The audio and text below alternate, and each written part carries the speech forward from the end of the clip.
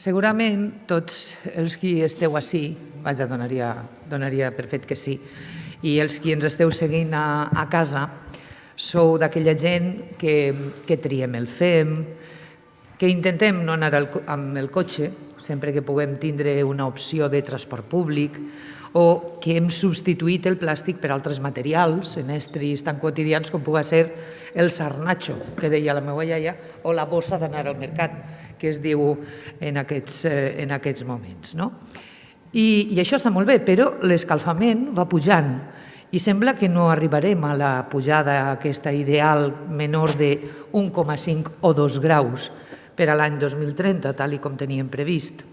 D'una altra banda, cada dia, dia rere dia, grans empreses d'energia, per exemple, veiem com ens diuen des de la pantalla del televisor que se n'han passat a l'energia verda i que són els més verds del món mundial. I encara que tu no ho acabes d'entendre, dius, xica, si ho diuen en tanta rotunditat, alguna cosa de veritat n'hi haurà. I mentre tot el món s'apunta al carro del Green New Deal, encara que no sé si tot el món té clar què és això, veiem com això del canvi climàtic ha arribat a casa en forma d'episodis de pluges, de tormentes, de danes, que arrasen amb les línies de costa, amb la línia de costa, i que a l'interior s'emporten bancals, collites i marges. O com a 17 de novembre anem amb mànega curta i una jaqueteta, per si de cas ara quan cau el sol fa fred, i els mosquits i les sargantanes no ens abandonen perquè és tardor, quasi hivern, com han fet o com feien fins ara, fins fa pocs anys. Així les coses un arriba a preguntar-se, què estem fent malament? Si jo ho faig tot, si faig això, faig allò, què estem fent malament? Què dimonis podem fer, la gent que estem convençuda? I en això arriba Andreu Escrivà i ens dona feina per a no encantar-nos, per a no parar. Ja ho va fer fa uns anys amb Encara no és tard, perquè no era tard si ens posaven les piles, no sé si ens les hem posat massa, ara ens ho dirà. Ara, amb el llibre I ahora yo qué hago, va donant-nos les claus per assolir aquest llindar dels 2 graus o no, ara veurem què passa en els 2 graus, i no deixar el planeta fet un abocador o fet un desert, que és el que ben bé podríem arribar a fer. Si més no, deixar-lo el millor que puguem. Una volta més, Andreu Escrivà ens demana sentit comú. Clar, que és que això, Andreu, és demanar-nos massa, pot ser. Serà difícil que no conegueu Andreu Escrivà, l'ambientòleg més actiu i més insistent en el canvi climàtic en els últims anys. Ell és llicenciat en Ciències Ambientals, màster en Conservació d'Ecosistemes i doctor en Biodiversitat. Però, sobretot, Andreu Escrivà és un home inquiet que es mou com pocs en la divulgació, siga des d'un blog, siga des de Twitter, siga des d'Instagram o des de les moltíssimes xerrades que fa arreu el país i conferències que va donant, perquè ell sempre està disposat a tirar una mà si d'aprendre a adaptar-nos al canvi climàtic es tracta. I creieu-me que ho dic amb coneixement de causa, perquè en més d'una ocasió soc de les pesades que li ha tocat. És que això no ho tinc clar, tu què penses? O esta dada que ha aparegut? Bona vesprada, Andreu. Bona vesprada. Vaja, demanes sentit comú, deia jo, que potser és demanar-li massa a la gent. El primer que dius, no sé si és el primer o va en algun lloc, es diu que... Sí, jo crec que comences avisant que el llibre no és un receptari, que no vas a donar receptes d'allò que hem de fer per a ser bons ciutadans climàtics, no sé si l'expressió és correcta, no? És que no hi ha receptes, no hi ha una recepta per a portar-se bé, per a fer-ho bé? No hi ha recepta, perquè no és un problema que sorgisca d'una única causa, en la qual no podem, com vam fer amb el forat de la capa d'ozó, que van canviar un component i llavors ja no afectava. Que bonic era allò de la capa d'ozó, en tant problema, tan greu que ho veiem, i vist des d'ara... Calla, que encara ens donarà algun disgust. Però sí que és de veres que és un problema en una causa més o menys única, es canvia i ja està. Amb el canvi climàtic, com el canvi afecta a totes les parts de la nostra vida, a la forma en què produïm, viatgem, ens movem, a la forma en què consumim, no n'hi ha una solució màgica ni pot haver un receptari que digués, ai, mira, seguint tot això ja està bé, perquè cada persona és diferent i no és el mateix que jo li diga de gastar menys el cotxe a una persona que no el gasta que li diga de gastar-lo un 50% menys a una persona que el gasta moltíssim, és a dir, els estalvis no són diríem, les taules de la llei, no n'hi ha que dir, mira, doncs no has de fer això i això, perquè també si no ens perceben com a retorns, no?, als ecologistes. I crec que cal fugir de tot això i anar a l'arrel dels problemes, que no és el receptari de no has de gastar plàstic o no has de fer això. De tota manera, sí que d'alguna manera sí que dones no receptes, però ja arribarem a això, que és l'últim capítol, no? Tu, qui et coneix, Andreu és una persona molt tranquil·la, però al mateix temps sempre vas, no sé si dir-ho, escopetejat, no? I en el llibre dius que cal actuar, però ja, vull dir, avui. Per això el llibre és molt curt, perquè la gent se'l llegisca ràpid. Afanyeu-vos a llegir-lo i rapideta per feina, no? Per què eixa rapidesa? No arribem al 2030 amb bona nota? O com està? Més que no arribem amb bona nota, jo tinc certes precaucions amb el fet de ficar límits temporals, límits, per exemple, a nivell de dir, bueno, doncs és que si a 2030 no hem fet això, s'ha acabat, no? Game over, ja no n'hi ha res que fer. No. La qüestió és, senzillament, que a 2030 gastem molt un símil, que és el símil del descens futbolístic. A 2030 no veurem un món apocalíptic tipus Mad Max, ni serà una distopia, no?, d'aquelles pel·lícules tan fantàstiques, no?, que ens agraden tant, però que estan bé que siguin pel·lícules. Bé en el cine. Exacte, estan bé en el cine, però no en la realitat. A 2030 el que s'estem jugant és estar en descens matemàtic a segona divisió. És a dir, que fem el que fem a partir d'aquest moment ja no importa, perquè ja hem provocat alguns canvis en el planeta. Quins canvis? Per exemple, el canvi de boscos humits a boscos secs. Sembla una tonteria, però si un bosc humit o l'Amazones se seca, ja no el pots tornar a regar, ja no torna a créixer el mateix. Comencen els incendis, comença un canvi de l'ecosistema i se passa el que es coneix com a punt de no retorn, no?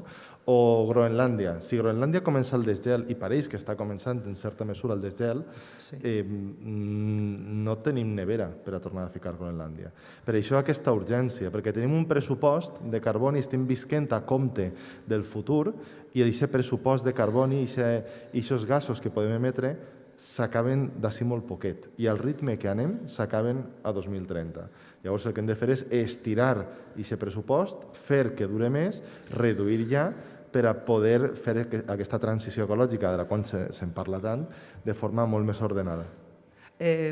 Pot ser aquesta complexitat del canvi climàtic, quan comparàvem amb el problema aquell del forat de la capa d'ozó, fa que costa d'entendre, algú pot dir, home, però és que si es descongela Groenlàndia, que mal en sap per Groenlàndia, però nosaltres estem tan lluny de Groenlàndia. Quines són les conseqüències de la balena?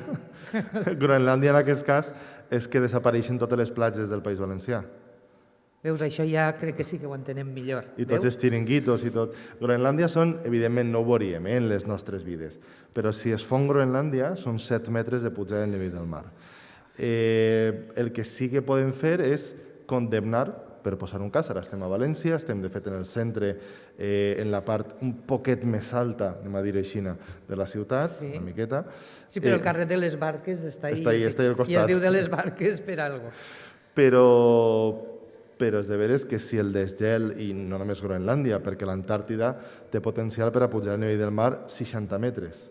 És a dir, estem parlant de que si desestabilitzem el que es coneix com a criosfera, la capa gelada del planeta, podem trobar-nos en situacions en la qual no anem a viure ja, ni demà, ni el 30 ni el 50, però sí que anem a condemnar, per dir-ho així, a València, o part de València, a viure sota el mar. Bueno, a fugir del mar. I que anem a condemnar, i que és una de les coses que s'agraeixen molt al llibre, que a més l'he llegit en veu alta, que és una cosa que m'agrada molt. Ostres. En veu alta a gent no sensibilitzada amb el canvi climàtic. Però què t'havien fet, aquestes persones? Calla, que sí, eren unes sessions divertidíssimes. De fet, m'han dit, quan te l'acabes, pássamelo. O sigui que he fet adeptes, crec. Però una de les coses que està, pel que tu ara situaves, lo de les platges, és això de l'equilibri. El problema del canvi climàtic és un problema d'equilibris totalment, de manera que això, quan hi ha quan existeix un equilibri perfecte, una ploma, per poquet que pese, pot decantar la balança, no? I això és el que estem fent, desequilibrant totalment. Sí, el que passa és que ara nosaltres ja no som peso pluma, sinó que som peso... Estem llançant cudols ben grans. Jo particularment, però... No, a veure, el que passa és que molta gent, de fet, el que li havia passat és que no entenia com els éssers humans érem capaços de desestabilitzar un sistema que pareix tan enorme com és el planeta Terra. No? Al final, la Terra és un sistema complexíssim en el qual hi ha una sèrie de dinàmiques de matèria i energia que són tan enormes que sembla impossible que nosaltres, que som xicotets, estiguem trastocant-ho. El que passa és que és el que has dit, no? N'hi ha un equilibri. Clar que n'hi havia gasos d'efecte hivernacle durant tota la història del planeta, per suposat, i moltes vegades... Gràcies a això no estem a 15/0. Claro, exacte. Estem a 15, bueno, ara 16 de temperatura mitja. La temperatura d'equilibri del planeta sense atmosfera seria de menys 18. És a dir, aquests 33 graus extra ens els donen aquests gasos d'efecte hivernacle que són els que calfen el planeta. El que hem fet nosaltres és ser eixa ploma, ja no tan ploma, que ho desestabilitza.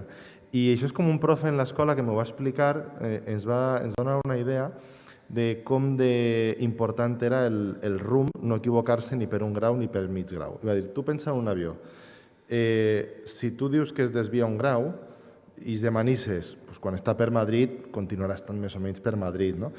Però quan arriba a Nova York, eixe grau ha causat una desviació tan enorme que igual està en Groenlàndia, l'avió, no? Per eixa desviació inicial. Això és un poc el mateix. Eixe desequilibri pot semblar no massa important, pot dir, bueno, unes parts per milió més de diòxid de carboni, això que més té, no? Però va calfant, i al final el que fa és que el rumb del planeta siga molt distint del que hauria estat sense nosaltres, no? El llibre està farcit d'afirmacions rotundes que estan tan lligades a la vida quotidiana de tots nosaltres que et fan parar-te a pensar i dir, caram, en algun moment dius que aconseguiríem més, no sé si és literalment així, no? Però que aconseguiríem més educant per a la planificació familiar que reduint el parc de motors per combustió. Sí, bueno, això és un estudi, de fet, del Paul Hawken, que té un llibre que es diu Drawdown, bàsicament és... Bueno, el llibre que tracta de fer és posar damunt de la taula les idees per a revertir el canvi climàtic, i és molt optimista de parlar de revertir directament, no? Però ell el que fa és analitzar una mica quines solucions tenim a l'abast de la mà. De fet, la llista són de 100 solucions, i el que passa és que de les primeres solucions són la planificació familiar, l'educació de les xiquetes, etc. Per què? Perquè això el que està evitant és un tipus de creixement en altres països que pot portar a conseqüències molt negatives. De totes formes, això n'hi ha que agafar amb pinces sempre. La qüestió, diríem, poblacional, la qüestió de... Sí, però és que sembla que el greu problema és això, és a dir, de dir, home, de voltes que dius, caram, sembla que vulguin convidar-nos al suïcidi massiu. No, clar, és que a veure... Som tantíssims milions i anem a ser tantíssims milions que el pobre planeta no pot. I això no acaba de ser així. No és així. De fet, acaba d'eixir un informe d'Oxfam, d'Intermón, en el que parla de que l'1% més ric de la població mundial consumeix i emès més gasos amb efecte hivernacle que el 50% més pobre, i que el 10% més ric consumeix més que el 90% més pobre, la resta, que l'altre 90%. Clar, no és una qüestió de gent, no és una qüestió de número de persones, és una qüestió de consum de recursos, és una qüestió de que n'hi ha una part del món que consumeix recursos molt per damunt de les possibilitats que n'hi ha en el planeta en quant a recursos limitats. Els discursos més o menys eugenèsics, de limitació de la població i fins i tot un cert paternalisme colonialista dels països rics, de no cresqueu tant, que som molta gent i això és molt roïn per al planeta, crec que ens l'hauríem de fer mirar. Sí, perquè a més normalment sol dir això, no cresqueu tant aquell que va en un cotxe de no sé quantíssimes vàlvules, perquè d'això no entenc, que consumeix moltíssima benzina, que compra roba per a 10, etc. És a dir, tot el que no s'ha de fer. Aleshores, per eixa regla, és una regla de 3 excessivament simple, no? Està per educar eixa part de la població més rica, no? Bueno, per educar i per domesticar, que els rics també n'hi ha que... Ai, com m'ha agradat això. A veure, Això, el canvi climàtic és classista. clar, és molt classista també perquè hi ha una certa part de la població, en particular amb diners i amb possibilitats, que el que està comprant és la sensació de sentir-se bé front al canvi climàtic, productes ecològics que són més cars, cotxes híbrids que són més cars però al remat consumeixen més que els cotxes normals, està comprant roba ecològica encara que el cotó orgànic consumeix més aigua que el cotó normal, és a dir, està d'alguna forma comprant un passaport de bon ciutadà verd i això el que fa és repercutir en aquesta sensació que té molta gent de que no arriba, de que no pot, de que ho està fent tot mal i de que no s'ho pot ni pagar, no? En la qual la solució del canvi climàtic... Aquest percentatge pobre, que és qui menys CO2 o menys emissions és responsable de menys emissions, al final tira la tovallola. No podem fer res pel canvi climàtic perquè jo no puc dur un híbrid, perquè jo no puc comprar aquesta alimentació que és bio o eco i per tant és més respectuosa amb el medi ambient, etc. i tiren la tovallola. Perquè també els culpabilitzem, diem, és que no ho feu bé, és que no sabeu fer això o allò o tal, o per exemple, n'hi ha un paral·lelisme amb el tema de la nutrició, no? Diu, però si és que és molt fàcil menjar bé, no? I una poma és més barata que un dònut, i dius, ja, però te fa falta temps, te fa falta saber-ho, aquesta informació que a nosaltres ens pot pareixer molt evident, hi ha molta gent que no és conscient de quin és l'impacte nutricional i ambiental d'una cosa i l'altra, te fa falta que les màquines de vending no tinguen només guarraes, sinó també coses que es puguin menjar saludablement, te fa falta arribar a casa a una hora determinada per a poder fer les compres tranquil·lament. Entonces, la gent que té més diners té més temps, perquè al final el temps són diners, d'una altra forma, i pot permetre's una sèrie de despeses i una sèrie d'actituds i d'estils de vida que altra gent no pot. I per això jo en el llibre reclame parlar de condicions de vida per a permetre aquest camí a la sostenibilitat, encara que no m'agrada massa la paraula sostenibilitat, en comptes d'estils de vida, perquè els estils de vida sempre estaran enfocats a canvis cosmètics i a desigualtat basada en el consum. Caram, bueno, no vols entrar en el llibre, i no entres, de fet, i és d'agrair, en les dades quasi tètriques, no? Podríem dir, no? Ni en els paisatges apocalíptics, estos que estan ben al cinema, que abans al·ludies, però estaria bé fer-ne un tast, no? Perquè mentre anem maquillant, com tu deies ara, el rellotge va rodant, és a dir, i el avui ja quasi no és avui, ja estem quasi en demà, i van passant els dies, no? És a dir, Eixe rellotge també imaginari i que no ha de ser exacte a 31 de desembre del 2030, però quin pot ser eixe paisatge que podem deixar a la gent que té ara 5 anys? Vull dir que és que no són ni els que vindran, són els que estan ací ja. N'hi ha una Instagramer, que a mi fa molta gràcia, que té un filtre d'estos per a Instagram que diu todo mal, pues això, o sea, tot, qualsevol cosa mal. Tot lo que jo en el llibre al final faig un resum que és qualsevol cosa que penses, pitjor. Ho he llegit que les garrapates prefereixen als humans quan puja la temperatura. Hòstia, en sèrio, també, això? Sí. Se dormirà pitjor en el canvi climàtic. Ja alguns ja dormim regular de normal, o sigui que ja amb el canvi climàtic pitjor encara. Respirarem pitjor. Jo vaig néixer en el 83. Que jove. Bueno, depèn. N'hi havia, ara en la mascareta, com ja no se sap massa bé, sí. En el 83 n'hi havia 30 dies per damunt de 32 graus a València. Ara n'hi ha 60. I quan jo siga major n'hi haurà 100, pràcticament. És a dir, estem parlant de canvis molt seriosos, de que a 2050-60, quan estos xiquets de 5 anys siguin joves encara, n'hi haurà un mes d'ones de calor en València si fem les coses mal.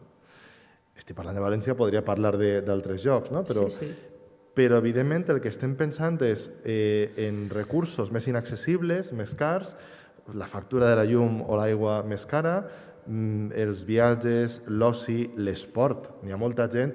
No sé si va ser esta temporada o l'altra, perquè últimament els anys ja es confundeix en la pandèmia esta, i ara ja no sé si és el 19 o el 18 o el 20. N'hi ha un partit, un València-Llevant, em sembla que va ser, que es va jugar com a les 4 o les 5 de la vesprada. I n'hi havia protestes per possibles lipotímies en agost o en setembre. Vamos, això serà lo normal, però no en agost o en setembre, en octubre, en novembre. Ahir n'hi havia un xicón molt conegut de xarxes socials, que té 2 milions i pico de seguidors, que diu, però ¿qué mierda es esto de ir el 16 de noviembre con manga corta sudando? Al final són coses que pareix molta broma, ja, però la regió al que li agrada el vi, la regió de Champagne en França, està comprant terres en Anglaterra per a produir perquè està fent massa calor. Clar. I el vi el farem al final en Helsinki, el pas que anirem pujant. La tinença de Benifassà, productor de la nova Ribera del Duero. La mare que va. A veure, poses en dubte entre... A més, haurem d'aprendre, perquè ara quan vos llegiu el llibre comprovareu que pega alguna bofeta amb la mà oberta, però ben oberta, però amb tanta elegància que segurament la gent no... Diu, caram, té raó, no? I m'acaben de pegar una bona bofeta. Poses en dubte l'eficàcia de les COP. En què s'han convertit les conferències del clima?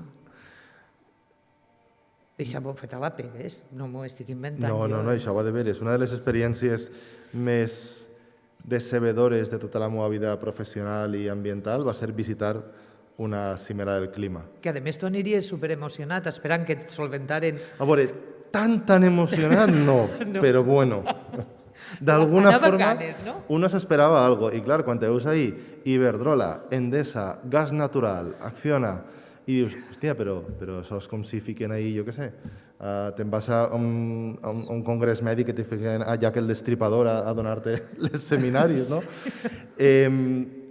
Va ser molt decebedor, però en particular, a banda de tot, les COP no han aconseguit l'objectiu. Al final s'han convertit en una mena de ritual, de la gent s'ajunta, se dona molts aplaudiments, porten algú aixina famoset a dir 4 coses que els impacte molt i que pugui eixir 30 segons en la tele, però després els acords, diríem, reals han sigut molt pocs. De fet, està a Kyoto, el 97, que entra en vigor en 2005, jo tenia el periòdic guardat i l'altre dia fent neteig el vaig trobar, i després està l'acord de París de 2015. Entremig, no ha aconseguit gran cosa, no? I crec que... I a partir de 2015 quasi que ho deixem córrer. Sí, i l'any passat es va suspendre. Dius, n'hi ha mogolló de coses que es van fer amb pandèmia i amb teleconferències, etc. I la COP no, veritat? Acordar aquestes coses del canvi climàtic no es podia fer. Que havia de començar res en un parell de setmanes. És de veres que és un moment molt roïn, però podia no haver-se suspès, podia haver-se fet una cosa intermitja, jo què sé. L'any passat en el tema de Madrid, Xile, etc. es va trobar una solució. Enguany es podria haver trobat una solució. El que passa és que el que els agrada de les COP no són els acords, és anar allí a fer la festa del clima, a fer-se fotos i aparèixer com els salvadors del planeta, que no ho són perquè les dades estan on estan. Andreu, és que la gent de peu tenim problemes per a saber quan estan pegant-nos-la i quan de debò ens podem fiar de la gent. Vull dir, no de vegades, i ara que has mencionat, aquí vas trobar només arribar allà, clar, quan tu veus una gran empresa que és la que està sagnant-te, la que està pagant-li aquell sou divino amb les portes giratòries a no sé quantíssims, bellíssimes persones, deixem-ho així, dius, estos són verds? Estos en sèrio van a solucionar el problema del canvi climàtic? Però el problema no són aquestes empreses que diríem la voluntat de lucre tu la pressuposes, no? El problema està quan llegeixes un tuit del Ministeri de Medi Ambient que no saps si és del Ministeri de Medi Ambient o d'Iberdrola. I això és el problema. T'indica que uns ho estan fent molt mal i els altres ho estan fent molt bé, perquè estan posicionant-se, estan parlant d'estos temes, estan con lo que mola, i clar, el problema està en que si la solució continua sent canviar un endoll i que el sistema de producció siga el mateix, és a dir, grans empreses que guanyen moltíssims diners, que donen uns dividends tremendos als accionistes, sobretot i a la junta directiva amb aquestes bellíssimes persones ahí col·locades, no estem canviant el model energètic, estem canviant el subministrament energètic, però no el model. la qual la transició energètica, que és una part de la transició ecològica, no tota, el que ha de fer és canviar el model, és democratitzar l'energia, la governança, és deixar de banda aquest oligopoli energètic que, evidentment, el que volen fer és sobreviure i aprofitar-se'n, i ara aparèixer com a salvadors. I per això estan canviant els noms, per això ara ja no és gas natural, sinó Naturgy, que és una cosa així com Cookie de Mr. Wonderful, amb brilli-brilli, no?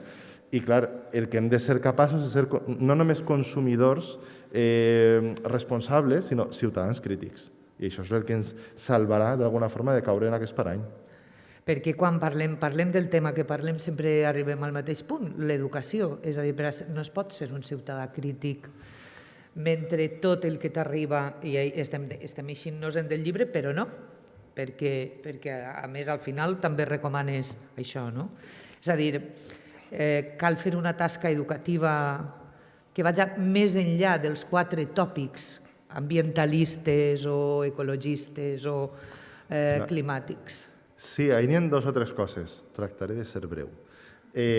La primera és que fa falta... N'hi ha diverses explicacions a per què la gent no actua. N'hi havia una primigènia, que és la que malauradament encara molta gent pensa que és la correcta i la que també malauradament propugna Greta Thunberg com a causa primària de la inacció, que és que la gent no sap el que passa amb el canvi climàtic i per tant la gent, si escolta els científics, sabrà el que passa. Això es diu la hipòtesi del dèficit d'informació i s'ha comprovat en reiterades ocasions que no explica la inacció perquè la gent, tot i saber què està passant, continua sense actuar. Fa falta informació, també fa falta cultura científica en aquest país per a poder entendre determinades informacions perquè si no després ens venen cremes con ADN marino i coses per l'estil. I isoflavones, que jo encara vull saber per què m'aprofiten les isoflavones a mi. Doncs mira, jo això no ho sé, veus? M'ho estudi i a la propera xerra t'ho dic. Però això és la primera, no? Però després la segona és que sí que fa falta una informació i una educació, però no per a ser un bon ciutadà verd. És a dir, cal informació, educació i ferramentes per a ser un ciutadà compromès, crític, que se plantegi les coses i que sigui capaç de trobar les seues solucions. Fa 3 anys n'hi ha un toc d'atenció molt fort, que en el llibre està recollit, en el encara no és tard, no, perquè va eixir després, que era un article de Mitigation Gap que es va fer molt famós, perquè el que deia és que les institucions, els ajuntaments, etc., estaven donant la informació menys rellevant per al canvi climàtic. És a dir, estem parlant de canviar les bombetes LED o de reciclar, no? Bueno, separar en realitat. És molt més transformador parlar de no tirar menjar al fem que parlar de reciclar els envasos de plàstic, però molt més. Ara hi haurà gent que està dient, què diu Andreu? No, és de veres. Perquè els envasos de plàstic, al final, d'una forma o d'una altra, reciclen. L'important no és reciclar-los, l'important és no gastar-los. Però és que el fem orgànic, primer, tu has d'haver-lo produït, ha d'haver-se transportat, té una petjada, però és que després, quan arriba a l'abocador, si arriba a l'abocador, ara, afortunadament, cada vegada n'hi ha més recollida d'orgànic, no? També produeix metà per la descomposició, que també és un gas d'efecte hivernacle. O podem parlar de mobilitat, o podem parlar d'oci, o podem parlar d'agafar els avions. La sort que tinc és haver escrit els 2 llibres i han passat aproximadament 4 anys entre ambdós, puc veure les coses roïns, un poc el que dèiem abans, no? Que fa falta que ens fiquem encara més les piles, però també puc veure les bones. Fa 4 anys era estranyíssim escoltar la gent parlar de la dieta i canvi climàtic. I ara mateixa és una de les vessants més parlades, més debatudes del canvi climàtic. No? El que mengem, com ho mengem, el tema de la carn, el veganisme, el malbaratament, els aliments quilomètrics, el producte de temporada, el tema de l'hort a València. És a dir, ara mateix és un tema mainstream, no? El tema de volar.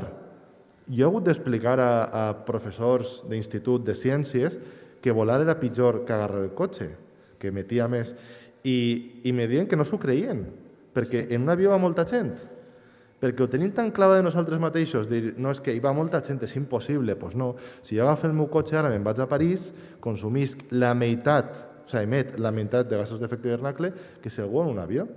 Això sense comptar la resta de coses i trajectes que faig. No? És a dir, tenim una sèrie de coses clavades en el cap que necessitem qüestionar-les, però no com una llista de deures, que és el que ha funcionat malament, sinó dir, a veure, jo te dono aquesta informació, te dona aquestes possibilitats, te dona també aquestes condicions de vida per a que tu executes aquestes ferramentes que no van a ser igual per a tot el món. Hi haurà gent que no pot prescindir del cotxe, hi ha gent que ha d'anar a un polígon industrial a les 8 del matí i no n'hi ha transport públic. El que s'ha de parlar és d'aquesta part individual i després del marc col·lectiu que les possibilita.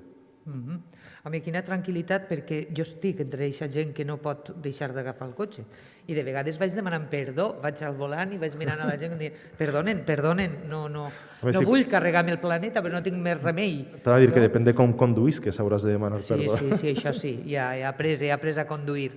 A veure, és que me se n'ha anat, m'he quedat en lo del cotxe i me se n'ha anat del cap, no? Vas rebutjar en una ocasió anar o contes, no? Vas rebutjar anar a un programa de televisió per a debatre amb un negacionista. És que em va agradar tant en aquest moment haver telefonat i dir-te, Bonico, molt bé.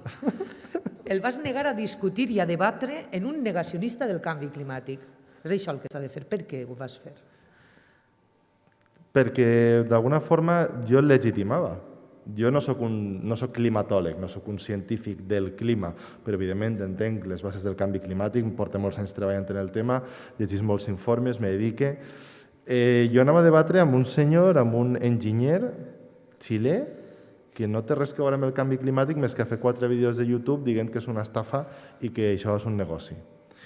Clar, si jo vaig i debatisc front a d'ell, jo estic legitimant aquesta posició i el problema està que la gent percebrà que la cosa està al 50-50. És a dir, n'hi ha uns científics que diuen que sí i n'hi ha uns científics que diuen que no, encara que els enginyers científics no són, però això és un altre tema. Estem obrint melons. Això ho deixarem córrer de moment. Els enginyers que ens estiguen veient, disculpes per avançat, un dia ja ho xerrarem. Què passa? Que el problema està en que quan la gent percep que no n'hi ha consens científic, no actua. Això ho va veure, i ho fica així encara no és tard, un psicòleg que es diu Stefan Lewandowski, que per cert va vindre a València fa un parell d'anys, també una xerrada, que anàrem 4 persones, cosa que no m'explica, però bueno. I l'home va dir, mira, si n'hi ha consens científic i la gent el percep, la gent actua. I això ho hem vist molt bé amb el tema de l'oli de palma. A la gent que ens dediquem a la qüestió ambiental, l'oli de palma, molta gràcia no ens feia ja de fa molt de temps, per la deforestació que provoca Indonèsia, altres països, etc. Als nutricionistes tampoc els feia molta gràcia, perquè és un aliment molt roïn a nivell nutricional. Però és superútil i es fiquen de tot, vull dir, des del dentífric fins a les galetes, el menjar preparat, en fi, les cremes de cacau, etc. Què passa? Que en el 17 apareix un estudi, no sé si era en Science o en Nature, però un estudi molt bo, que el relaciona, un dels components de l'àcid palmític, amb la metàstasi d'alguns càncers. La gent es porta les mans al cap i comença tot el món a assustar-se. Comencen a haver tertúlies, comencen a haver columnes, comença la gent que havia estat atacant l'oli de palma sempre a tindre un reforç molt fort. I no n'hi ha ninguna persona que diga que l'oli de palma és bo. Nutricionalment, ni a nivell de salut, ni a nivell de res. Però no els sembla quina pena? És que això de l'oli de palma, jo recorde, és a dir, que l'oli de palma no és bo, vull dir, havent oli d'oliva, per a cuinar, des del punt de vista nutricional, tot el que tu vulguis. O els aliments. Però quina allà no et fa... Va ser una pena que digueres, ara de sobte l'oli de palma és verí, i tampoc és un verí. És a dir, és un oli que no és bo des del punt de vista nutricional, que ambientalment, econòmicament, estava arrasant segons quines zones, però quina pena que no siguem capaços d'entendre el raonament de... I, en canvi, quan hi ha por, reaccionem. Clar, però perquè n'hi ha una por cerval, també. No és el mateix que te diguen això te farà engrossar, perquè ahir no reaccionem la major part de la gent, en què te diuen que això te pot matar. I damunt, quan fiques la paraula càncer en un titular... Entonces, la qüestió és, la gent va percebre, això és un perill i ningú m'està dient que no és un perill. Què va passar? Que a les 2 o 3 setmanes els senyors dels supermercats, etc., van començar a dir que anaven a retirar l'oli de palma. I avui, 2 anys i pico després, i ja fa temps que s'eixina, n'hi ha productes que el seu major clam publicitari és que no tenen oli de Oli de palma. palma, No sí. que tenen més xocolata o que estan millors o que són més saludables o que no tenen una cosa. De fet, avui o ahir em vaig comprar unes galetes fica, con aceite de girasol sin aceite de palma. Quan tu compres una cosa en oli d'oliva, no te diu con aceite d'oliva sin aceite de girasol. Però quan tu la compres sense oli de palma sí que t'ho fica. Per què? Perquè a la gent se li ha quedat això i a part en tota la campanya del màrqueting que a molta gent, a moltes empreses els va servir, el que fa al final és reforçar, va ser un cas d'estudi fenomenal, el que fa és reforçar aquesta sensació de dir, ostres, és que si la gent no percep la unanimitat, el consens científic, que en el cas del canvi climàtic és superior al 99%, no actuarà. Per què? Perquè dius, bueno, i si s'equivoquen? I si estic deixant d'anar en cotxe i m'he de menjar els xuletons i estan equivocats estos? Lamentablement no estan equivocats. Tot això venia per allò que et vas negar a anar a... Ah, sí, el negacionista.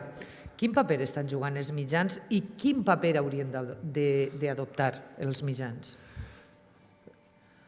Els mitjans de Perquè sempre que puguen dur, mira, ni lo tuyo ni lo mío, un negacionista i un ambientòleg. Claro, per o això... un negacionista i un... Però això és ahir com dur a pàmies i a un metge, no? Ai. Doncs igual. Sí, he mentat a la bitxa, sí. Ahir la qüestió és, bàsicament, n'hi ha una praxi periodística que és molt comuna i està molt bé, que és la de portar dos visions del tema. Tu imagina't que tanca una empresa i només entrevisten al patró, a l'amo, no? Pues dius, escolta, i diu, no, és que tal, els treballadors no treballen bé, no sé menys... Bueno, pues n'hi haurà que parlar en l'altra part, a veure què fan, no? I si no tens les dues parts no pots explicar la història. En el canvi climàtic, i fins a fa molt poc de temps, de fet el New York Times va demanar disculpes per això, quan entrevistaves algú que deia que era de veres, havies d'entrevistar també algú que deia que no era tan de veres. A vegades un poc maquillat, no? Clar, aquesta falsa equanimitat, no? En els periòdics, en els mitjans de comunicació, el que ha conduït és aquesta sensació de no consens científic, però és que a més després els mitjans de comunicació el que han fet és cobrir el canvi climàtic només quan hi ha notícia la diplomàcia climàtica. És a dir, tu veus els pics de cobertura del canvi climàtic i és 2009, 2015, 2007... No estan cobrint les notícies del canvi climàtic, sinó quan la gent se reuneix a parlar de canvi climàtic. Per ficar-ho d'una altra forma, setembre de l'any passat, que dius, pareix que siga fa molt de temps, però es fa no res, n'hi ha una cimera a Nova York, va Greta Thunberg, és quan anava de fúcsia, segur que a la gent li sona, de veres, i la gent se'n recorda perquè és quan li vas petar ahir al personal, how dare you, no? Com vos atreviu? I dius, molt bé. I jo me'n recordo que li preguntava a la gent en setembre de l'any passat. És a dir, jo s'ho preguntava quan estava passant. Escolta, i a què ha anat Greta a la cimera? O què s'està discutint en aquesta cimera? Res, no recordava ningú res. Idea. També per què? Perquè els mitjans estan cobrint-ho. Estan cobrint només la part sensacionalista del canvi climàtic, igual que quan en la COP de Madrid es presenta un informe important dels que sí que es presenten a nivell científic, van 4 periodistes, a l'endemà la mateixa sala va Greta Thunberg i està tota plena. El problema no és de Greta Thunberg ahir, el problema és dels periodistes. Que dir, molt sí, no, lo que escolteu als científics, tal. Ja, és que la notícia que n'hi ha que cobrir és la del dia d'abans, no eixa. O eixa també, però no només eixa, no? Entonces, n'hi ha hagut una mala cobertura, n'hi ha hagut mala praxis, també, afortunadament, n'hi ha motius per a l'optimisme. Ja tenim mitjans especialitzats en canvi climàtic, com Climàtica, ja n'hi ha seccions, han tornat algunes seccions de medi ambient, de clima, etc. I crec que estem en un moment, jo crec que positiu en aquest sentit. Ara que has parlat de Greta Thunberg i que has dit, no, la culpa no és d'ella, com valores el personatge i tot el rebombori que s'ha generat al seu voltant? En el llibre apuntes algunes coses també, no? Crec que és positiu perquè sí que és de veres que ha aconseguit arrastrar una gran quantitat de gent i això només n'hi ha que eixir al carrer per a veure com en 2017 la manifestació pel clima de Madrid eren 1.000 persones o en 2018, ja no me'n recorde, i a l'any següent eren 100.000. És a dir, estem parlant, evidentment, d'una lluita transversal, d'una lluita identitària, i un poc el que deies tu amb els xiquets estos de 5 anys, ara una persona que hagi nascut ja a principi de segle, amb prou probabilitat viurà el que li queda de segle. En la qual aquestes línies temporals que nosaltres veiem i ens semblen tan llunyanes de 2100, que per a mi són informes purament científics, de temperatura, tal, etc., per a ells és la història de la seva vida. Ells aniran veient, hòstia, doncs jo així començaré a treballar, o aniré a la universitat, o així me jubile, o així igual ja no estic, però ells ho veuen en tota aquesta línia temporal. No? I clar, això és molt fort, i això jo crec que Greta Thunberg ho ha aconseguit amb el tema d'ens heu furtat el futur, etc. Però cal anar molt de compte, perquè n'hi ha molta gent a la que ja l'hem furtat el present. I cal no convertir les reivindicacions climàtiques, sobretot dels països rics, en un vull seguir com fins ara, però sense conseqüències o que algú ho apanye. No? Sí. Perquè d'alguna forma ells ho estan reclamant, ells el que estan reclamant és la idea de futur que tenien, que no es la furten. Clar, es la furta que el canvi climàtic. Amb el canvi climàtic no poden fer el que volien fer. Però jo m'he enfrontat també a instituts, a classes plenes de xiquets i xiquetes, i vàrem quedar-se atascats més d'una hora parlant del tema de volar, i que ells el que volien era conèixer el món, que el món és molt gran i el seu dret és volar. Jo no vaig pensar mai que el meu dret fora volar. M'agrada conèixer països. Jo, de fet, vaig volar quan era molt gran, ja. I he volat molt poc en esta vida, però no pense que siga el meu dret. És una cosa molt xula, Ojalà coneguera més països. Però, clar, jo ahir em vaig quedar una mica de pedra i, de fet, quan parles amb pares i mares d'adolescents, diuen, ojo, que no són tots així ecologistes locos que estiguen per salvar el planeta i tal, que la majoria estan a lo que estan, i de fet sí, n'hi ha una part que jo crec que és la part important d'eixa massa crítica d'una generació que tant de bo sigui capaç d'arrastrar a la resta de la seva generació i de servir-nos un poc d'alarma a la resta de generacions, per majors que siguem. A veure, no va donar-nos temps, perquè no podem estar així fins a les 10 de la nit, segurament ens tiraran al carrer i ens agrada massa xerrar. Abans em dic que no hi havia receptes, però sí que parles de moltes coses, i ara en la conversa has deixat caure també temes, no?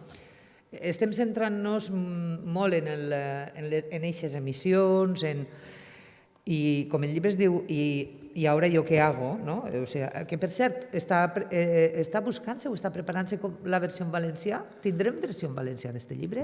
Com va dir un il·lustre expresident, estamos trabajando en ello. Val. Il·lustríssim. Amb sort, sí, el 2021 serà un bon any perquè s'acabarà esta cosa de la pandèmia i igual ens vacunarem i tindrem el llibre en la versió en valencià. Imagina quina meravella, no? El 2021. Val, perfecte. Abans hem parlat d'allò que dèiem del control de la natalitat, vull dir, si en som molts, doncs en compte de l'eugènesi, molt millor estar educats, però tu, per exemple, en algun moment has dit és que no és només separar o destriar el fem, no? I de sobte m'ha passat pel cap un tema com el tractament de residus, no? Hòstia. Suposa que a tu t'hauran dit 1000 voltes, perquè a mi m'ho han dit i no tinc res a veure, no sóc ambientalista, jo no recicle, jo no trie, perquè si total després ho barregen, val? Jo sempre sol dir, tu fes-ho bé i quan l'altre ho faça mal ja anirem a per ell i li cascarem. Fa la impressió de que les administracions no s'aclareixen en això del tractament de residus, i és que sembla que és el pinyol, no? O un dels pinyols. És que és molt complicat. Dels ossos.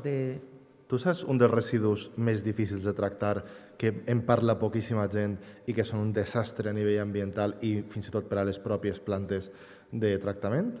No. La roba. La roba, sí. Ara mateix la roba, en algunes plantes de transferència, en algunes plantes de tractament, són el 30%. Taponen la maquinària, la destrossen. Sí. Són un problema perquè no es pot fer res. La roba, una de les poques coses que es pot fer, està mal dir-ho, però és cremar-la. La roba que ja no val per a res. És molt difícil de reciclar a nivell de teixits, etc. Per això l'important és reduir-ne el consum. Mira, jo vinc d'un lloc tèxtil, eminentment tèxtil, d'Alcoi. Jo vinc d'un silenci. Jo vinc d'un silenci, que bonic, com haguera quedat molt poètic. Saps què feien a principi de segle? La gent rica anava amb teles bones i la gent que no tenia recursos anava, això regenerat. Val? És a dir, tornaven, i hi ha màquines que agafen la tela i tornen a filar. És un fil de menys qualitat perquè no són fibres noves. Però això és quan n'hi ha tela i era més o menys bona, però veges tu a agafar les camisetes del Zara i aquestes coses que per sort o per desgràcia a mi no me caben, doncs no ho sé, però que els 4 rentats pues, ja no valen per a res, no? Ahir sí que m'agrada la idea, n'hi ha que fer durar la roba. Jo no vull que la gent es vestisca, diríem, de remiendos, per dir-ho així, de pedaços, però sí que és de veres que tampoc passa res per a pedaçar la roba. Jo porto alguns pantalons o roba pedaçada i no passa res. Les sabates, no? Què passa? Que quan les coses són molt roïns i sobretot és molt més barat comprar-les noves o fins i tot molt més ràpid. Jo fa un parell de setmanes vaig deixar uns pantalons a pedaçar. Costaven 15 euros cadascun. I jo he de baixar, vaig, ho dic, ho recollisc a la setmana més o menys. Si volguera comprar-me uns pantalons, en oferta és més o menys igual, uns pantalons per 12, 15, 20 euros. I t'estalvies 2 viatges. T'estalvies fins i tot diners, tens pantalons nous i a més ràpid, en el mateix dia, els tinc. Clar, és una qüestió de tot plegat. Els residus al final, el problema no són els residus és el símptoma. Després gestionar-ho és difícil perquè la gestió és inherentment difícil a nivell logístic, però el problema ve abans. El problema ve quan estem consumint sense cap mena de restricció, ni tan sols nostra, perquè no sabem el que costa desfer-se d'això. Jo, si poguera, un programa, ja es fa en alguns llocs, agafaria a tota la població del País Valencià i uno per uno es passava per una planta de tractament de residus. Ostres. Perquè és que no se sap el que això significa, el que és. És a dir, anar ahí i veure les megamaquinàries que les veus a vegades en pel·lícules o tal, no? I és que això passa, és que s'ha de desfer. I ens hem de desfer de residus de construcció, de cotxes, de residus perillosos, de bombetes, de metalls, d'electrodomèstics, els residus informàtics i això, en fi, deixa-ho sonar, que a vegades acaben en països d'Àsia, d'Àfrica, en condicions inhumanes. I el problema està en aquest consum que estem fent tan desmesurat i sobretot en què no percebem aquestes conseqüències. Llavors, jo crec que ahir la clau de volta és tornar, o sigui, dominar, per això deia abans de domesticar els rics, ho diu una mica de broma, no? Però dominar els desitjos, que costa, costa molt dominar els desitjos de voler una cosa nova, una cosa més bona, una cosa lluent, una cosa... Però aconseguir-ho, tindre aquests incentius i fer que les coses duren més. A mi quan me pregunten, quin és el mòbil més ecològic del mercat? El de fa 10 anys. El que tens a la butxaca. Ja te pots comprar el millor i més ecològic del món que no és tan ecològic com el que tens a la butxaca. I això és una cosa que és un canvi de mentalitat. Per què? Perquè ahir no es guanyen diners. I en este rotllo del capitalisme verd, però és que ara, si algun empresari està seguint, no s'estarà dient este home vol acabar en els meus beneficis. No, vull que acabar en els beneficis excessius, per això ja no sense tindre en compte el canvi climàtic. D'entrada, això de sèrie. N'hi ha una animació en Twitter de Hitchcock en una guillotina, que jo la gaste molt, perquè quan llegisc els beneficis d'algunes empreses... A veure...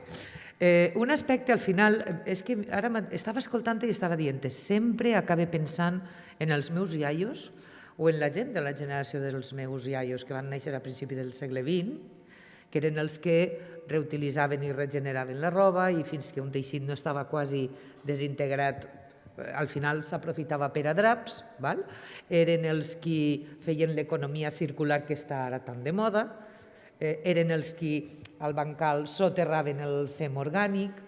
Potser hauríem de parar-nos a reflexionar. Hem anat molt de pressa i hauríem de parar-nos a pensar què feien els nostres iaios, que, per exemple, quan algú agafava calentura, i la gent que teniu una edat així com jo ho sabreu, què vos deia la vostra iaia? Una setmana al llit tancada en el teu dormitori.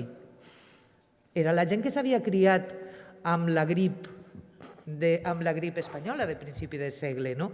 És a dir, que això que ara a nosaltres ens sobta tantíssim, ells ho tenien incorporat quasi orgànicament. Potser no haurem de parar-nos en aquest canvi de mentalitat que tu parles i preguntar com vivia la gent de 2 generacions abans.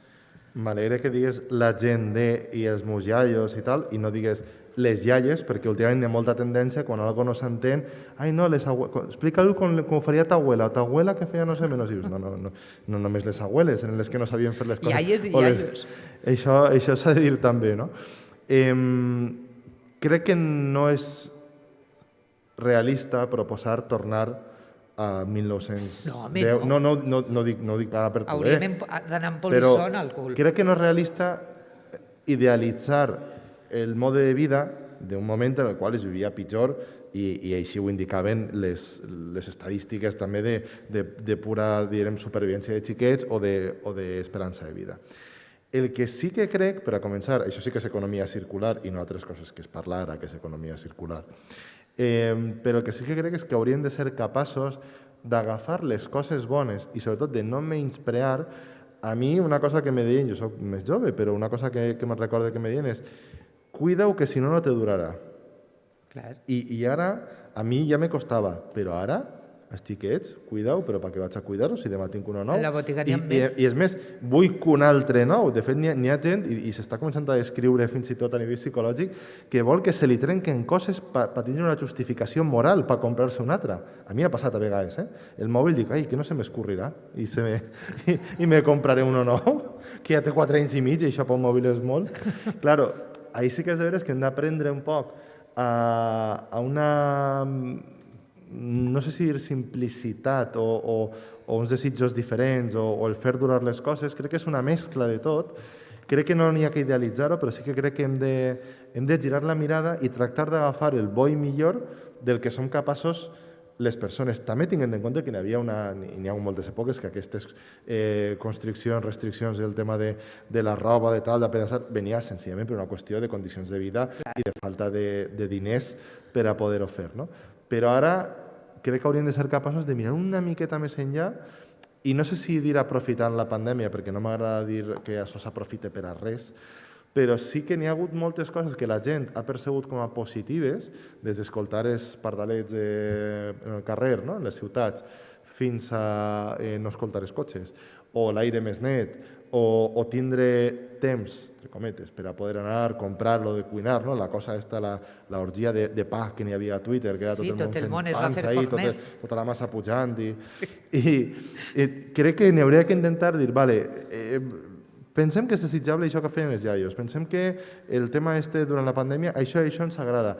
Com aconseguir-ho amb un benestar personal, amb un progrés humà, no un progrés purament econòmic o material, i sobretot deslligar-ho també, en aquest cas particular, d'una pandèmia, del confinament, etc. No? Hem de ser capaços d'imaginar aquest futur distint, agafant el millor que tenim del passat i del present. Fas autocrítica en algun, no només en aquest punt, en algun punt del llibre, no?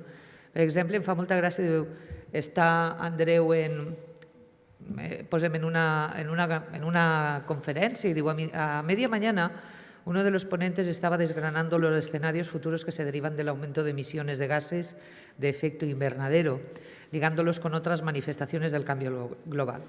Mientras explicaba una diapositiva tremendamente compleja y abigarrada, se dio la vuelta y exclamó, ¿por qué la gente no lo ve? ¿Acaso no se dan cuenta de lo peligroso y acuciante que es esto? I és que això no ho entenia ni Cristo. Quasi ni jo. Això, igual és perquè estava impactat, perquè abans estava Isabel Bonich fent una xerrada així inaugural de la cosa. I no, però sí que és de veres, a banda de la broma, no? Que Això venia per l'autocrítica cap als divulgadors, no? En realitat cap als científics en general. Jo tinc la sort d'haver estat també en un departament on es feia ciència durant molts anys i la predisposició a comunicar-se amb els mitjans de comunicació, tot i fer les coses bé i estar fent coses xules, era molt limitada.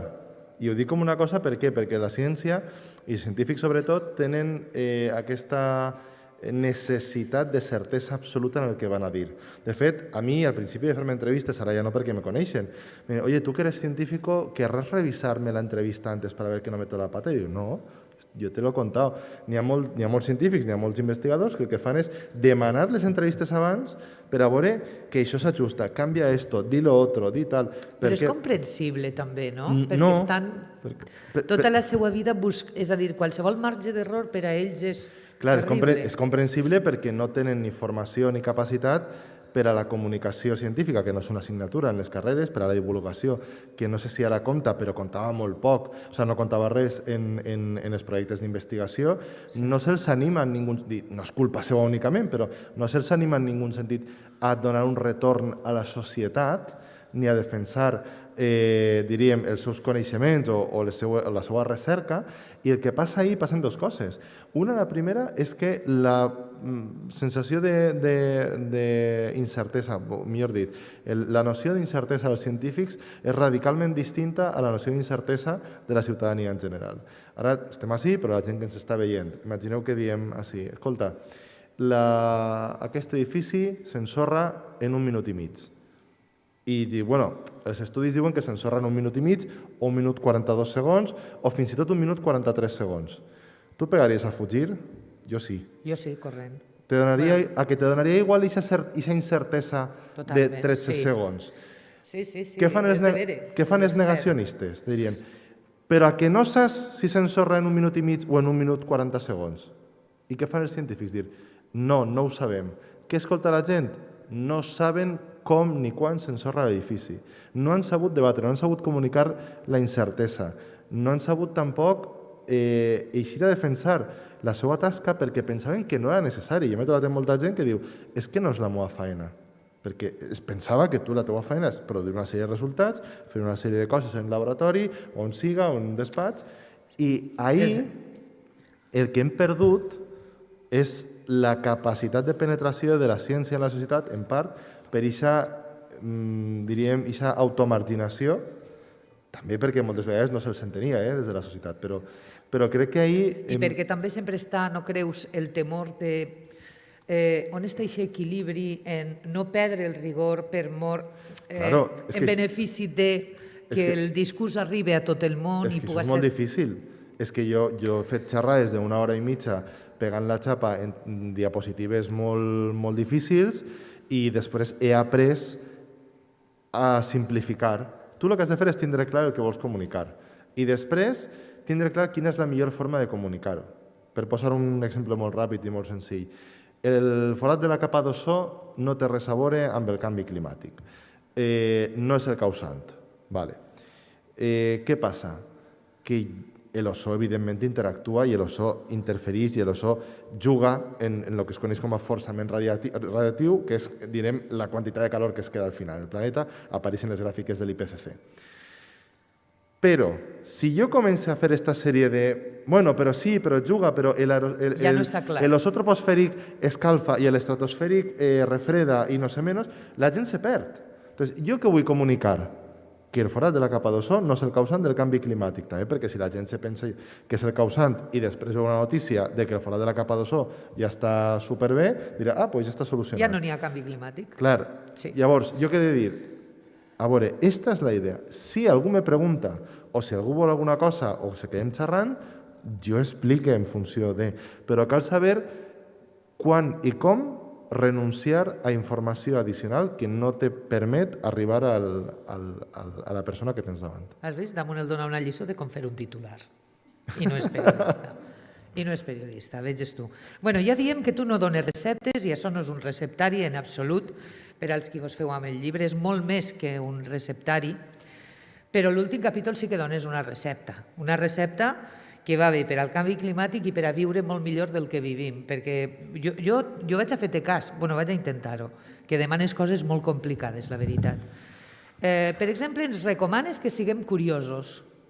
Què li aporta aquesta curiositat al planeta? Si penses que ho saps tot, ja no fas res.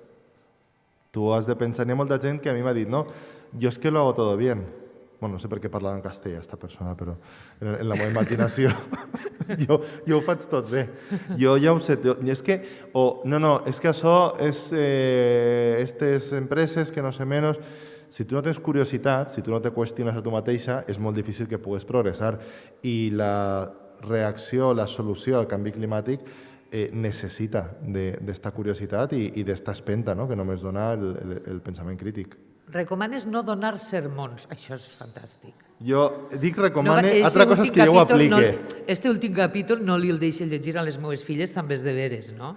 Perquè diran, mira, veus? Això és una recomanació, però tracte de fer-li cas. Últimament ho estic mig aconseguint. És més fàcil quan te pregunten com tu, que si no, que si me deixes a soles mitja hora acabé pegant-te un sermó d'estos. Acabes fent un sermó. A veure, descarbonitzem l'oci. Això em pareix fantàstic. Dóna'ns alguna... Amplia'ns això, a veure, com podem descarbonitzar l'oci? Perquè de vegades sembla... Clar, no podem anar en avió, no podem anar de botigues... S'ha acabat l'oci, no? Com podem fer un oci descarbonitzat? Quan parlem de descarbonitzar una cosa no significa que no tinga emissions associades, significa que no siga una activitat altament contaminant. No? N'hi ha una cosa que a mi no m'agrada particularment, però ara mateix en València n'hi ha molta gent corrent pel riu i per molts puestos.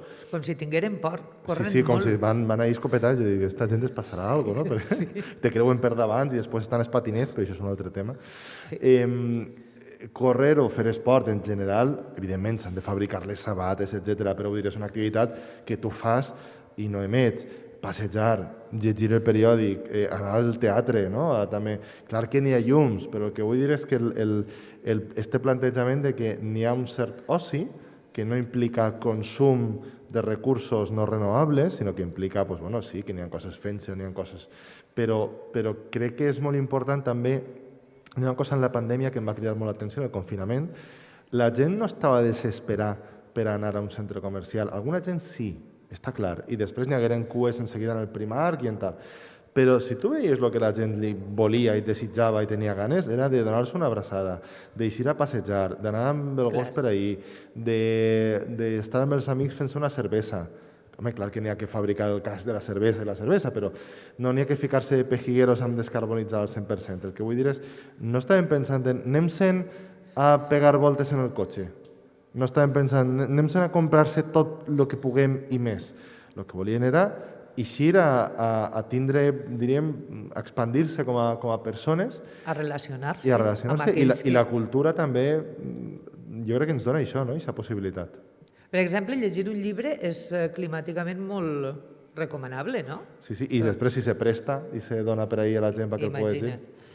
Has dit que és molt important aquest matís que, a més, des de la primera pàgina fins a l'última està de no siguem histèrics també del carboni, no? Vull dir que de vegades allò que no pots fer res perquè tot té emissions, no? O en la seva fabricació, transport, l'ús... I em deixava el tema més important, o un dels que més m'ha colpit, no? Que és eixa data del 2030 i el 1,5-2.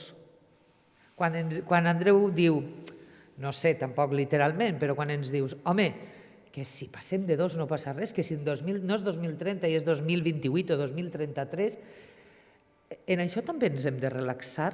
No. Val. Ho he entès mal jo o com està la cosa? No ens hem de relaxar, el que no hem de fer és tirar la tovallola i dir, vale, doncs hem passat, imagina't, que hem passat en 2030, es fan els càlculs i es veu que ens passarem dels 2 graus de pujada de temperatures, però arribarem a 2,2. Imagina't, sí. Que en 2030... I què passa? Fa el càlcul que en 2053 arribarem a 2,2. Ja està tot mal? Ja podem fer-ho tot mal? No. Això és com si un dia tu estàs intentant fer una mica de dieta i estàs amb uns amics, te fas una cervesa amb unes papes, te fas una altra cervesa i unes altres papes. Això no invalida tot el que has fet ni tot el que pots fer. No has de trencar... Ai, ja no he fet exactament el que volia. No passa res. Sí que passa, però passa molt més si ho deixem estar, perquè sobretot no és el mateix 2 graus que 4 graus. 4 graus és el que el Banc Mundial defineix com a escenari Mad Max. Ho diu el Banc Mundial, no jo. Estem parlant de condicions difícilment adaptables, però adaptables en gran part del món, a condicions de pel·lícula postapocalíptica de diumenge per la vesprada a Antena 3, en la qual, en fi, el terror absolut. I d'ahir que parles de... Quan hem de començar? Doncs ara. Bueno, ahí gasté a Machado, que és lo de hoy es siempre todavía. Sí. Entonces, tenia el capítol fet, no? Quan hem de fer... Però quan comencem... Bueno, l'any que ve, això no és com lo de l'any que ve m'apunte a tal. No. Avui o demà. Encara que no facis tot el que tu penses que seria perfecte, perquè no cal ser perfectes, se comença avui o se comença demà? A les 8:15 d'avui, 17 de novembre. Perfecte. És bon moment per a posar-nos a fer alguna cosa. Però és molt d'agrair, d'alguna manera, no sé si ho he captat o no, però el llibre de dir, i ara què faig jo? Doncs posar-te les piles sense agobiar-te, no? Sense sentir-te culpable, sense sentir que estàs equivocat, que no estàs aportant res al canvi climàtic, a la sostenibilitat, que tampoc m'agrada gens la paraula. Busca't en una, tu què saps? Busca'n una. Vull dir, no? És això, no? No pares, però no t'agòbies. Com deia la cançó aquella de No pares, sigue, sigue. Per favor. Referències. Sí. Però és això el que hem de fer, no? És no agobiar-te, no culpabilitzar-te, entendre que el que tens davant no són reprimendes, que no sé com es diu ara en valencià. Bonegons en el meu poble, però això no és... Això sí, no... És normatiu, m'ho va dir Enric Valor, eh? Bueno. Sí, és normatiu, bonegar. Vinga, doncs diré bueno, pues que no et peguen, que no et renyen, no? Per no fer les coses, sinó que tu penses que són ferramentes, no culpabilitzar-te, fer-ho ja, no procrastinar. Jo sóc un expert en deixar-me les coses per a demà o després demà o l'altre, jo el primer, però intentar no fer-ho. I per últim, tractar de fer que tota acció individual estigui inscrita en un marc col·lectiu, és a dir, ficar-nos les piles a nosaltres, però no a nosaltres en la nostra parcel·leta individualista per a il·luminar-la i dir que som superguais i superverds, sinó a nosaltres per a poder-nos juntar amb més gent, perquè la transformació col·lectiva és la que realment ens farà, no sé si aturar, però sí, des de luego, lluitar amb garanties contra el canvi climàtic. Els canvis individuals ens agreguen i d'alguna forma sumen, però sumen fins a un límit. Allò important és construir acció col·lectiva. Acció col·lectiva i mobilització col·lectiva. Exacte. I al final el llibre jo l'acabava, ho vaig tatxar, però acabava, ¿y ahora yo qué hago? Y escribía, pues tachar el título del libro y escribir, ¿y ahora nosotros qué hacemos? Pero me quedaba con massa èpica i aixina no m'agradava la cosa. Molt pel·liculero. Molt pel·lícula, sí. Que dius, igual a la gent li ha agradat, però al final el que vull dir, i on jo crec que enganya, no dirà l'espectador, a d'ells no s'enganya, on enganya el lector i la lectora, és en què sembla un llibre, com n'hi ha altres, de receptaris, no? D'accions individuals, però el remat no és un llibre d'accions individuals. Sí que ho és, sí que ho és. No vaig a llegir-vos totes, si voleu, vos el llegiu, val?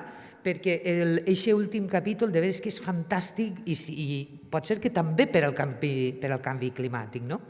En aquest receptari, no receptari, però sí receptari, una de les coses fonamentals i que és quasi l'última és cuida-te. Que és allò de dir, ostres, t'has pagat una cervesa quan passa això de la Covid. Vull dir, és important cuidar-nos fins a quin punt. Si te tomes esto en serio, te hará falta. Jo vaig veure, n'hi ha un climatòleg, que és un tio molt majo, jo no el conec, evidentment, dels Estats Units, l'Eric Holthaus,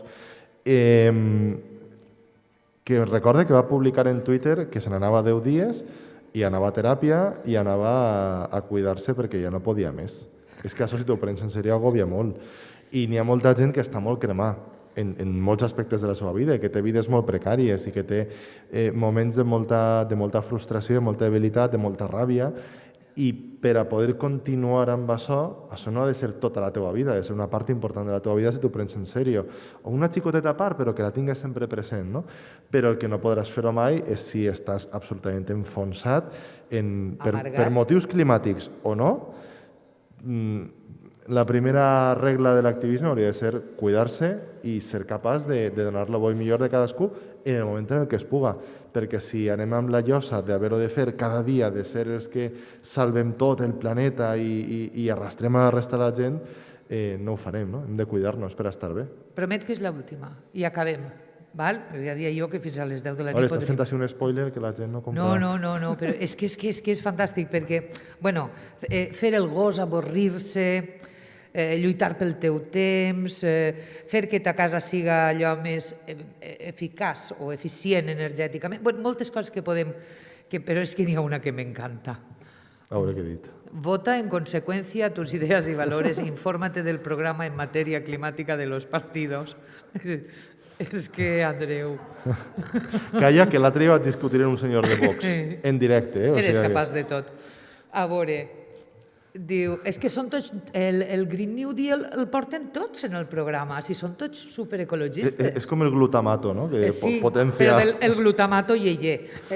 Sí, vull dir, és difícil discernir qui t'enganya i qui no, no? No, Bueno, vull dir, tots t'enganyen. Vull dir, el que és difícil és discernir qui t'enganya amb bona voluntat i qui t'enganya amb males. No, a veure, ningú partit se creu les seues propostes verdes, ningú. I ningú no actua en conseqüència. Les verdes i les altres. El que cal fer, crec jo, és votar aquell partit que més s'aproxime en la praxi i també en la teoria a allò que està proposant i a allò que tu creus que és el que cal. I sobretot, no sé si entrar a un partit o no, no dic jo, vull dir, si algú té ganes, que entre, que primer se fiqui una cuirassa, no? Però, si no, que exigisca, que pregunte, que envie correus. A mi una cosa que em fa molta enveja dels Estats Units, a pesar de tot, i més ara, és que ells allí tenen els seus senadors o congressistes de districte i els tios van ahir a parlar amb la gent. I n'hi ha hagut senadors republicans que han canviat coses o han fet esmenes de canvi climàtic. Així també, fa uns dies hi havia un senador republicà, però sí, mirant abocadors i coses. Però poques, sí que és de veres que no és el més habitual, sí. Però sí que són, diguem, més receptius, no?, perquè ells al final els vota el seu districte, el seu condat, o com es diga, no?, allà. Crec que no és només votar, perquè al final la democràcia no es fica en una papereta cada 4 anys, però cal ser crítics, realistes, i sobretot, si això, igual que la gent s'enerva i s'enràbia quan li enganyen en altres temes, fiquem per cas tema de les pensions o tema educatiu, que també exigim igual el tema climàtic, que no puguen tornar-se'n enrere o no ser tan ambiciosos com diuen si no ho fan bé. Saps? Vull dir, ara n'hi ha un litigi contra el govern d'Espanya per no ser lo suficientment ambiciós. La Comissió Europea està parlant d'una reducció de gasos d'efecte hivernacle del 55% i així s'està parlant del 23%. I la negociació era del 20 al 23. A veure, no. O sigui, no pot ser. La Comissió Europea hauria de ser el mínim absolut per a aquest tipus de coses. Bueno, doncs exigim i diem-ho. Bona idea, veus? Sí, hem d'acabar perquè són vora les 8:30 i aquestes persones voldran tancar el Centre Cultural a l'octubre. Andreu, moltíssimes gràcies per dir-nos què és el que hem de fer, que bàsicament és arribar a tindre sentit comú, com dèiem al principi, i sentit crític davant allò, i moltíssimes altres coses de les quals hem parlat, ser curiosos i curosos, tot. Sí? Sí, és que no puc evitar-ho. A veure. A veure, el sentit comú, que com deia Rajoy, es el menos común de los sentidos, y después también, como decía Rajoy, por la cosa curiosa, esto no es como la lluvia, que cae del cielo y nadie sabe por qué.